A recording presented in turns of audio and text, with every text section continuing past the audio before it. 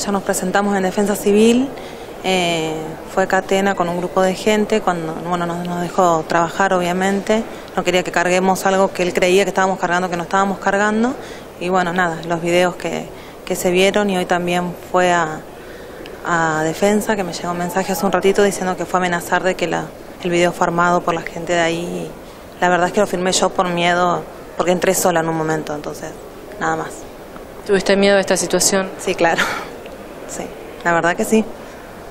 Y ¿ustedes estaban en defensa, vos trabajás en Defensa Civil o estás en otra área? No, yo trabajo en el Ministerio de Gobierno, estoy comisionada en realidad en el Ministerio de Gobierno hace poco. Trabajé siempre, pero ahora estoy comisionada. Y a Defensa Civil fuimos 2 o 3 días, más que nada a cargar pagos.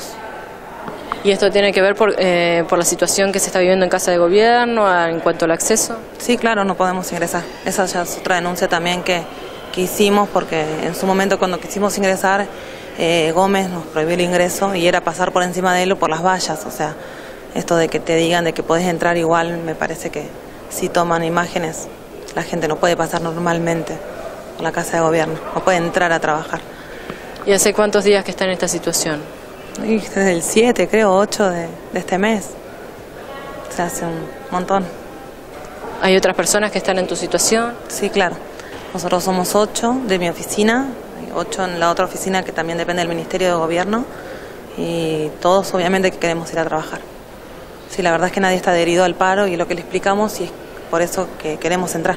Más que nada también para no hacer descuento y porque no estamos adheridos a ninguna medida. ¿Te preocupa la situación que se está dando? Sí, claro, me preocupa mucho. Sí, porque en realidad yo creo que todos tienen derecho a hacer paro, pero también tenemos derecho, los que no queremos hacer paro, a no hacer paro y a trabajar. Y en la realidad es que sí, me preocupa mucho. ¿Qué fue lo que le impulsó a filmar esta situación?